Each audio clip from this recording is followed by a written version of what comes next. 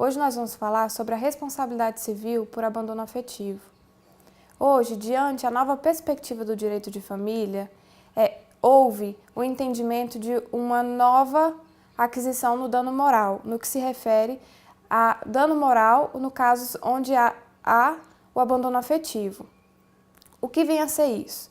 No Código Civil, no seu artigo 1684, fala sobre o poder familiar, onde é de responsabilidade dos pais educar, criar a criança. Não só do Estado, o Estado transfere para os pais esse dever.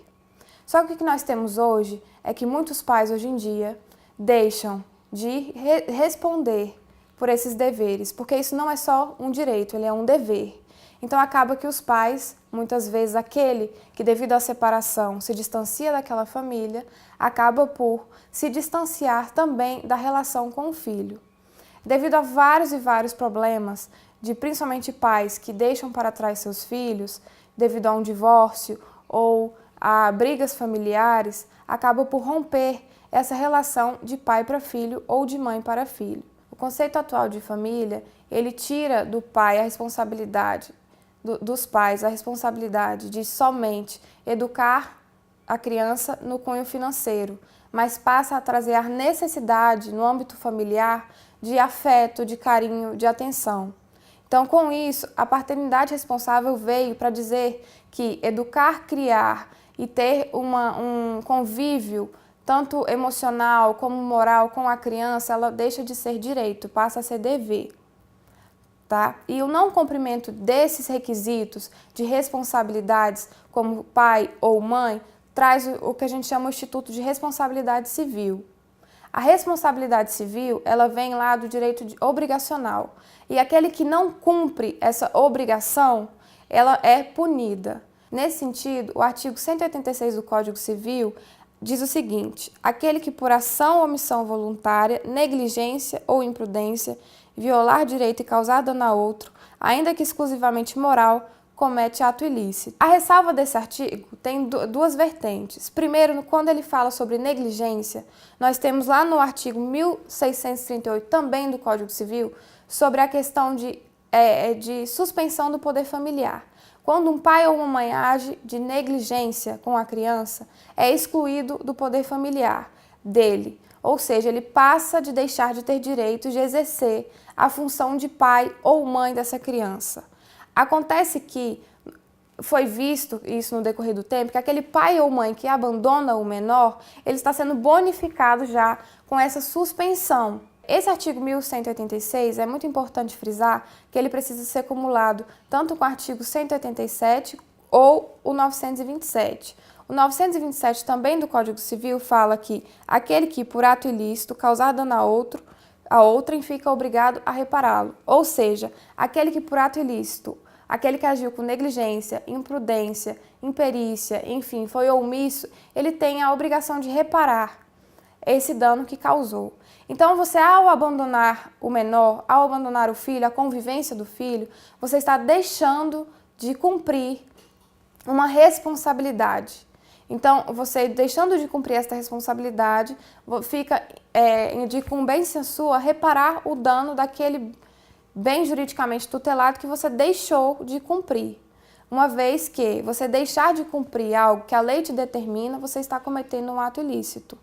Então, hoje, essa responsabilidade civil por abandono afetivo vem para tentar quebrar as barreiras e os paradigmas de que casamentos que não deram certo, de que relações que não deram certo, você pode abandonar a família por inteiro. É sabido que hoje existem ex-marido, ex-companheiro, mas não existe ex-filho.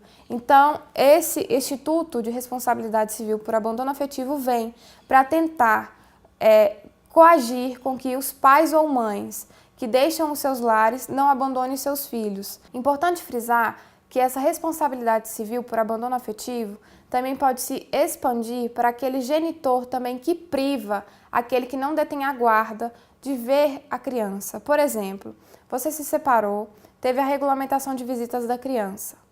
Daí, digamos que a mãe ficou com a guarda no lateral da criança e o pai ficou com a regulamentação de visitas, ou melhor, de convivência. Daí, a genitora, inconformada com o término da relação, priva com que o pai tenha acesso à criança. Então, essa responsabilização por este abandono pode se dar, chegar à mãe. Por quê? Porque ela está impedindo que a criança, no caso o pai, tenha acesso à criança. E hoje, como nós lidamos, a Constituição Federal e o Estatuto da Criança e do Adolescente tem como princípio maior a proteção integral da criança e do adolescente e a dignidade da pessoa humana, enfim. Todos esses princípios vão nortear para que aquele genitor que está impedindo com que o outro tenha acesso à criança seja também punido de forma severa, porque esta falta da presença de um pai ou de uma mãe gera transtornos psicológicos que muitas vezes podem ser irreversíveis, porque todos nós sabemos que a importância de um pai e de uma mãe presente na vida da criança é de extrema importância para o desenvolver psicológico dessa criança. Logo, pode-se concluir que o abandono afetivo implica numa desestrutura familiar e uma desestrutura do Estado. Por isso que é de extrema importância que tanto o Estado quanto a sociedade, quanto aos pais, consigam criar os seus filhos, podendo dar educação, podendo dar alimentos, podendo conceder à criança amparo psicológico, financeiro, mas principalmente hoje o emocional. Porque o que nós temos são pessoas que são abandonadas e que não conseguem deixar as mágoas, as tristezas de ter sido abandonado por pai ou uma mãe para trás. Então, este instituto vem hoje para tentar fazer com que esses abandonos, que são quase que frequentes, venham diminuir.